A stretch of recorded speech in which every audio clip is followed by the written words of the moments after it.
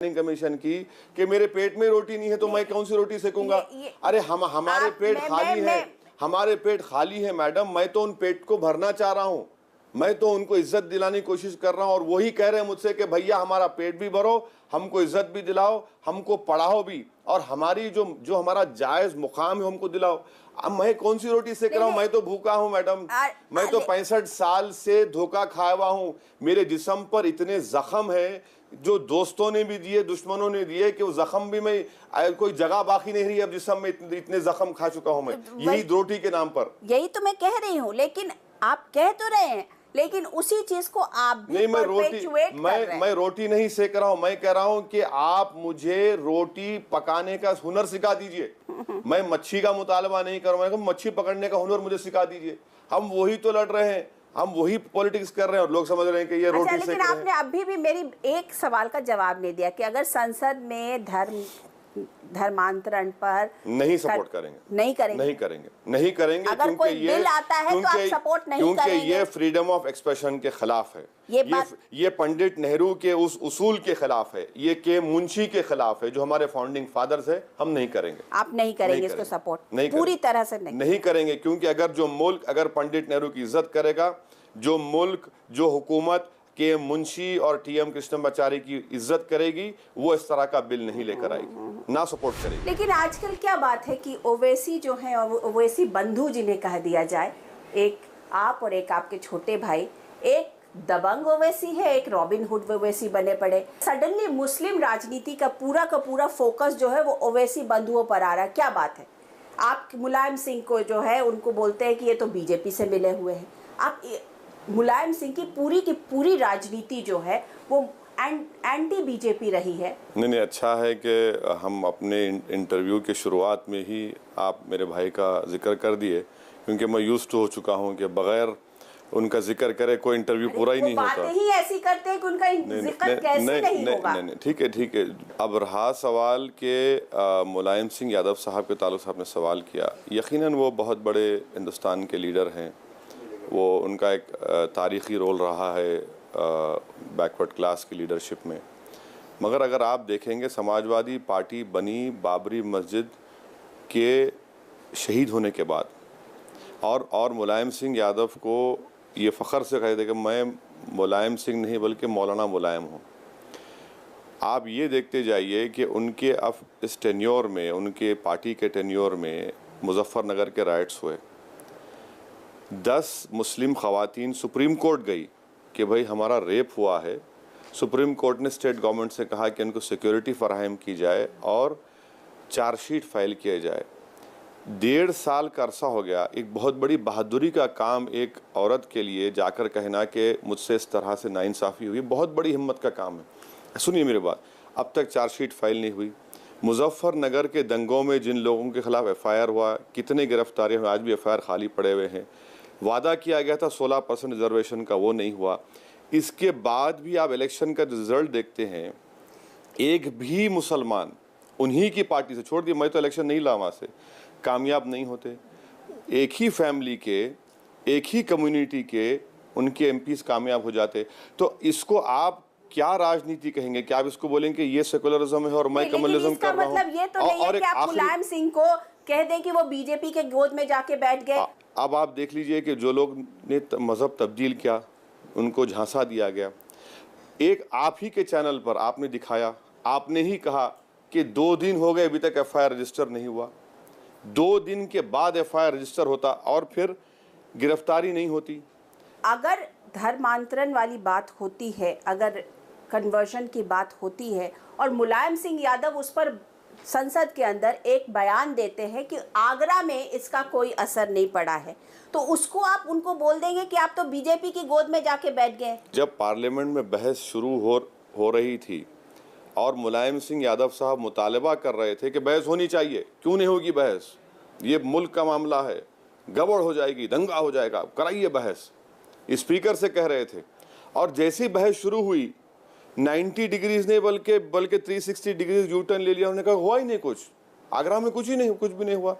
तो क्या ये इस तरह से 10 मिनट में उनका रवैया बदल गया, जबकि सारे हिंदुस्तान के टीवी चैनल्स, अखबारात इस बात को लिख रहे हैं, आप दिखा रहे हैं कि वहां पर जबरन धोखा देकर किया गया और स्टेट गवर्नमेंट कुछ नहीं कर रही है। एक हुकूमत अगर पावर में है तो उनकी ये ड्यूटी है, कॉन्स्टिट्यूशनल ड्यूटी है कि वो हर एक के जान और माल की हिफाजत करे, तो मतलब जो ये नाकाम साबित हो रहे हैं। क्या ये माना जाए कि इसीलिए आपने संजरपुर गांव को, आजमगढ़ के गांव को गोद ले लिया, जहां के लड़के बाटला कांड में इन्वॉल्व थे?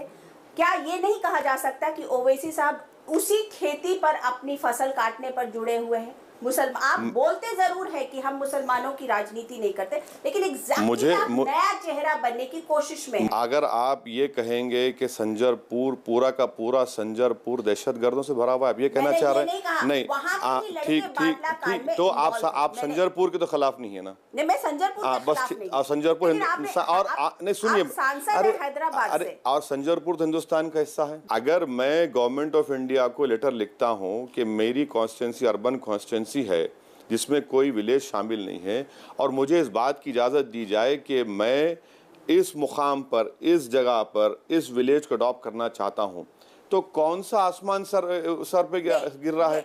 मैं तो कह रहा हूं कि भाई जो भी वो गांव होगा उसको डेवलप किया जाए, उसमें तमाम सहूलतें उनको फराहम की जाए जो नहीं है वहां पर, तो उसमें गलती क्या है? नहीं, उसमें गलती क्या है?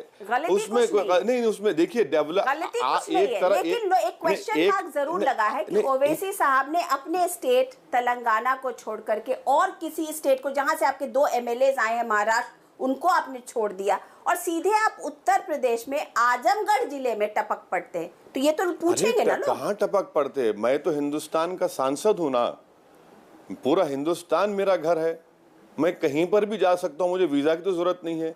देखिए, एक बात देखिए, मैं आप लोगों से रिक्वेस्ट करूंगा कि संजरपुर के अवाम में या जो भी उस इलाके की जगह है, हमको एतमाद पैदा करना है, उनको बताना है कि भाई हम डेवलपमेंट करेंगे, काम करेंगे। देखिए, अगर हम भोले बन के बोल रहे हो कि जैसे कि नहीं जी हम तो वहां जा रहे हैं डेवलपमेंट करने, नहीं,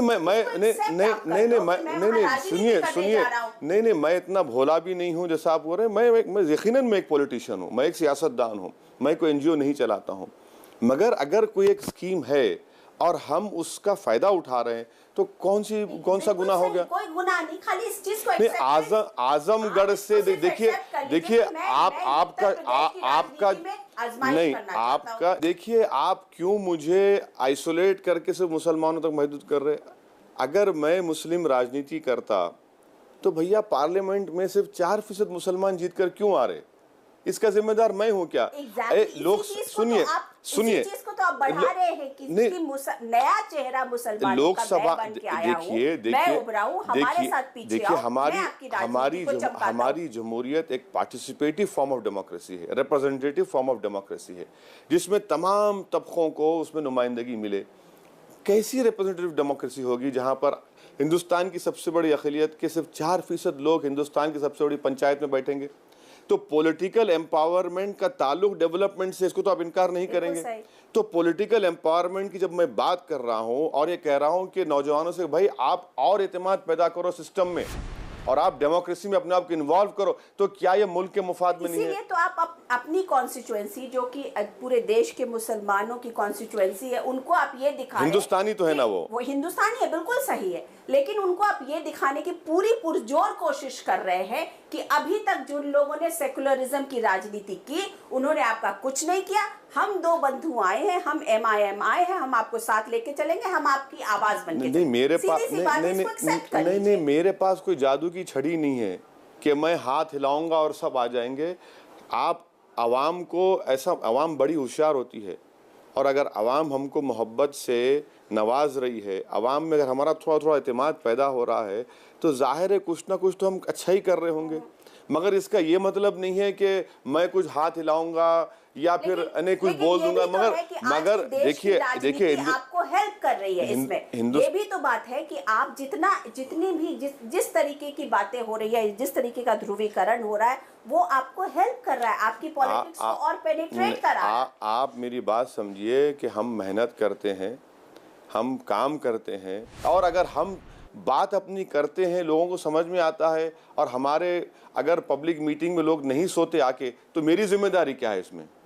लेकिन एक तो ये बात मानेंगे कि चाहे वो साक्षी महाराज का बयान हो या साध्वी निरंजना का बयान हो या योगी आदित्यनाथ का बयान हो, ये सब बयानात जो इनके आते हैं तरीके तरीके के, या आरएसएस की पूरी जो वृहद संघ परिवार है उसके किसी का भी कोई बयानात, इन सब के बयानात आपको और हेल्प करते हैं। अरे अरे भाई, अगर कोई जाके गड्ढे में गिर रहा है तो मैं क्या करूंगा?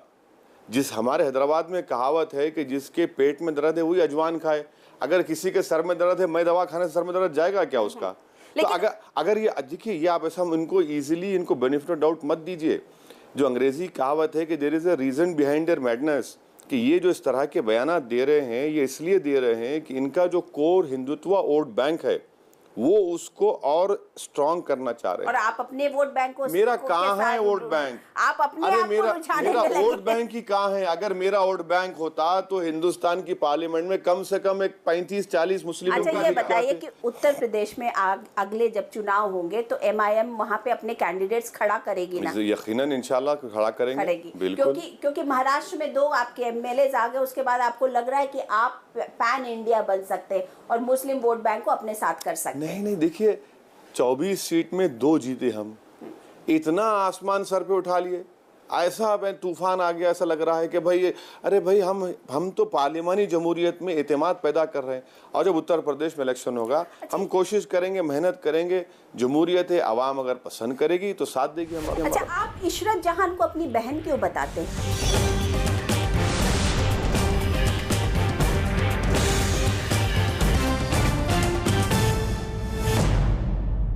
बताइए, आप तो पार्लियामेंट में हैं, आपके तो ये चाहे साक्षी महाराज हो या योगी आदित्यनाथ हो या साध्वी निरंजना हो, उन सबसे बातचीत तो होती होगी भाई, एक रफा दफा तो होता ही होगा, दुआ सलाम तो होती होगी। नहीं, दुआ सलाम तो होती नहीं होती है मैडम। हम दूर दूर तक हम कहाँ जाके उनसे मिलेंगे? नहीं होती मैडम। देखिए, जो इस तरह की बातें करते हैं हम क्यों मिलेंगे उनको?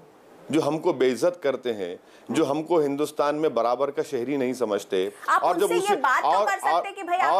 और शहरी उसी वक्त समझेंगे जब हमारा मजहब तब्दील करेंगे। नहीं, हम इनसे क्यों बात करेंगे? नहीं बात करेंगे। दुआ सलाम तो होती है, बेसिक कर्टसी अरे दुआ सलाम किससे करेंगे? दुआ सलाम उनसे करेंगे जो हमारे खैर खां हैं, जो हमारा अच्छा चाह रहे। ये तो हमको तबाह और बर्बाद करना चाह रहे। लेकिन आप उनसे ये बात तो कर सकते हैं कि आप लोग इस तरीके की बातें क्यों उठाते हैं? इस तरीके की बातें आप भी तो कर सकते हैं उनसे। इनके वजीर आजम तो खामोश बैठे हुए हैं, वो कुछ नहीं बोल रहे उन लोगों को, वो उनसे बात नहीं कर रहे हैं, तो मैं क्यों बोलूंगा उनको? मेरा कोई ताल्लुक नहीं है लोगों से। लेकिन क्यों प्रधानमंत्री इनकी बातों पर जवाब दे? प्रधानमंत्री ने को अगर उनको बोलना होगा नरेंद्र मोदी को, तो वो साध्वी निरंजना को या योगी आदित्यनाथ को या साक्षी महाराज को अलग से बुला के डांट सकते हैं, वो कर भी रहे होंगे।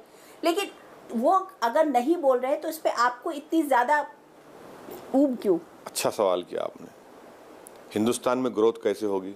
यही चलता रहेगा, चीला चीली, ये सब गंदी बातें, और तो हिंदुस्तान में ग्रोथ होगा? Economic growth? आपको मालूम कि प्राइम मिनिस्टर क्या चाह रहे हैं? $100 बिलियन का FDI चाल रहे हैं। ये सब तमाम बातों से हिंदुस्तान में FDI आएगा। आप जाकर जापान से डील साइन करके आए, खाली $10 बिलियन आ सकता है। प्राइम मिनिस्टर कह रहे हैं कि मुझे $100 बिलियन का FDI चाहिए।